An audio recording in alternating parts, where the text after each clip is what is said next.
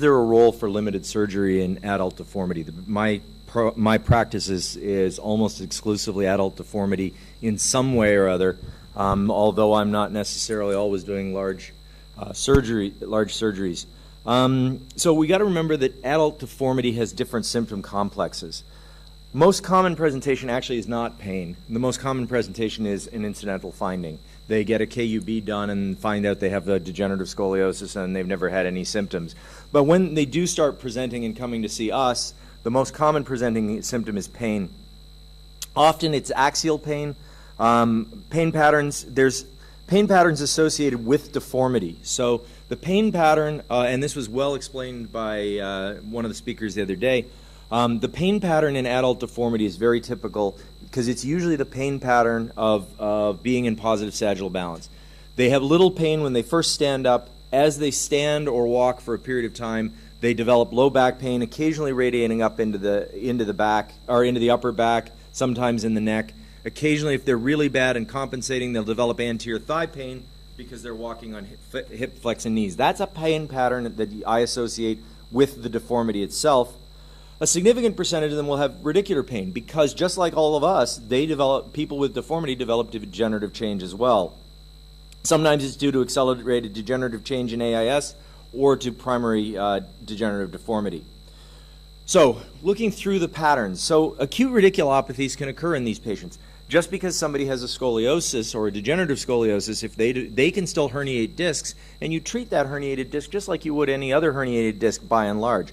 Microdiscectomy is very effective in these patients, but what you have to be aware of is in these patients, and through as I look at the patients, I think the single most important thing in my mind in looking at patients with a degenerative or a degenerated idiopathic deformity is the presence of rotatory subluxations or lateral listhesis.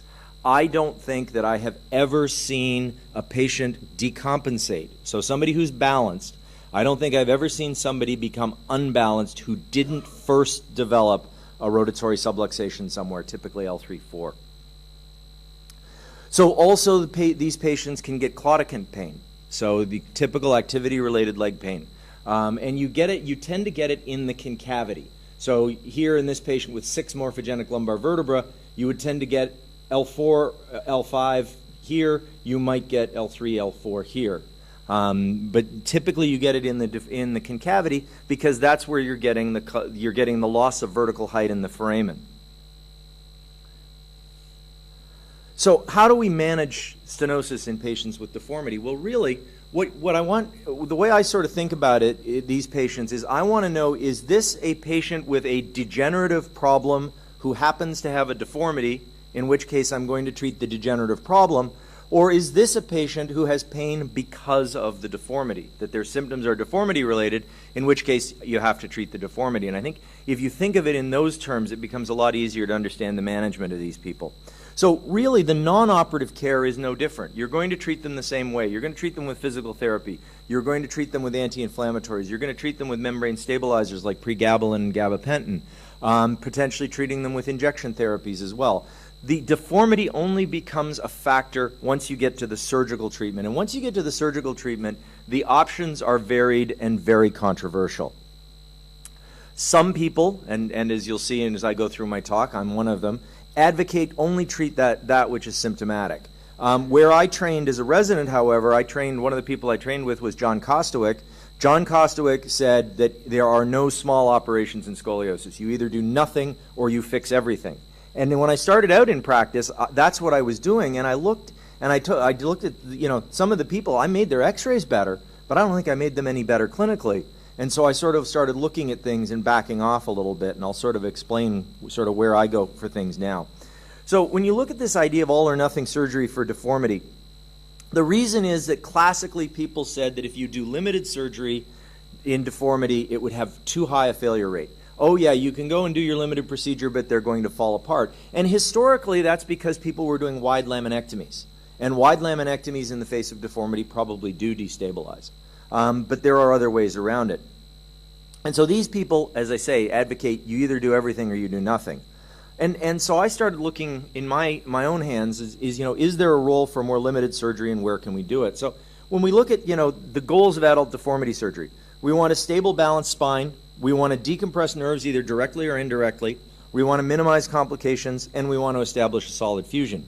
Well, if you're starting with a patient who happens to have a degenerative curve, who has a stable, balanced spine, the rest of that can be accomplished through much smaller surgeries usually.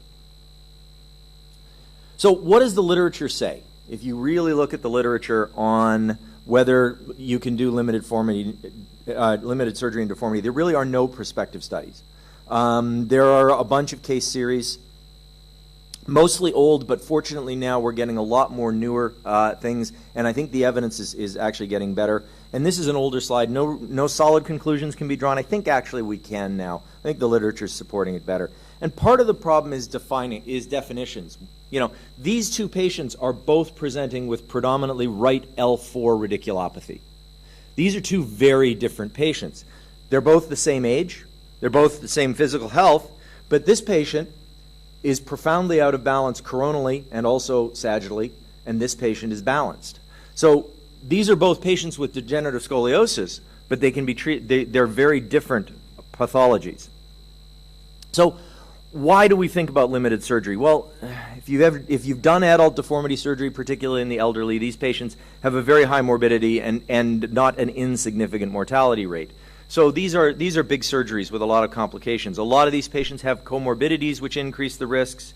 You have to start thinking about the role of osteoporosis in these patients. And also, the older patients probably don't have the same demands that the younger patients do. And finally, I am much less concerned in a 75 or 80-year-old about what they're going to be like in 15 years than I am in a 50-year-old. So who are the patients we might consider for limited surgery? Well, older, lower demand patients. And the key, I think, to looking at smaller surgery is balanced spine. If they have a sagittal vertical axis where C2 is over their hips, even if they're compensating a little bit through their pelvis, those are patients that I think probably we can do something more minimal. If you have somebody who's in 10 centimeters positive sagittal balance, a limited procedure is doomed to failure. The other key is you got to know where the pain's coming from. You have to find a focal symptomatic level or two levels. And it's got to be mild to moderate deformity, though my definition of mild to moderate deformity has been changing as I get more comfortable with doing limited surgery. So what are the options that we have? Well, one is decompression alone. And if you look at some of the older literature, a paper by Fraser from Australia, presence of scoliosis leads to less improvement in low back pain after laminectomy. Interestingly, it's the low back pain that didn't get better. The radiculopathy did. Decompression alone this is a French study. Decompression alone was associated with increased deformity. This is, goes back to the, if you do limited surgery, they do poorly. Decompression alone did well. Scoliosis didn't affect outcome. These are, again, but all of these studies looked using full laminectomy rather than focal keyhole decompression, which is what most people are doing now. Raj Rampersad from Toronto just about 2 years ago released a really nice prospective, non-randomized paper showing that limited keyhole type surgery is very effective without destabilizing these patients. So this is just an example. That's the first patient I showed you, and you can see she also has a degenerative spondylolisthesis at L4-5, did an epidural injection at L4-5, 85% of her pain, she said 80 to 85% of her pain went away. To me, that's a positive thing that I've identified the major symptomatic level, and I just treated her with a 1-level TLIF, and she did quite well. Again, I mentioned this rotatory subluxation. So there's the body of L4, body of L3. You can see that step off. Two things, as I mentioned, this I think is the marker for progression. This is what I'm looking for in all the patients that I follow with a deformity. This is the warning sign to me that this is somebody who may be at risk for progression. But it's also, in many cases, that's the symptomatic level. And so again, if I have a patient who comes to me like this, they've got right-sided leg pain or left-sided leg pain because you can get a traction pain here, I'll take that patient, I'll do an injection. If they get better, I will do that isolated level. The other area is the counterconcavity or the fractional curve. The one thing I would say, though, and this is clearly supported in a number of studies in the literature, do not do a decompression alone at a level that already has a rotatory subluxation. Those will progress almost inevitably. So this is actually this is my own study. We just got this published a few months ago. This was an average 8, it was average 10, minimum 8-year follow-up of patients who had 1 and 2 level T-lifts in degenerative scoliosis. Interestingly enough, their outcome was unrelated to the magnitude of the curve. There was no correlation between coronal curve and outcome. And again, interestingly, we had a slightly higher reoperation rate in our 1 levels than our 2 levels. Our reoperation rate was about 30% at 10 years, which is not too bad. It's a little higher than you would have with a single level or 2 level fusion in somebody with a straight spine, but it's not as high as the reoperation rate I think you'd have at 10 years in a lot of your long constructs for scoliosis. And most of the reoperations we did were single levels, so it wasn't that they decompensated and we had to go and do a long scoliosis construct.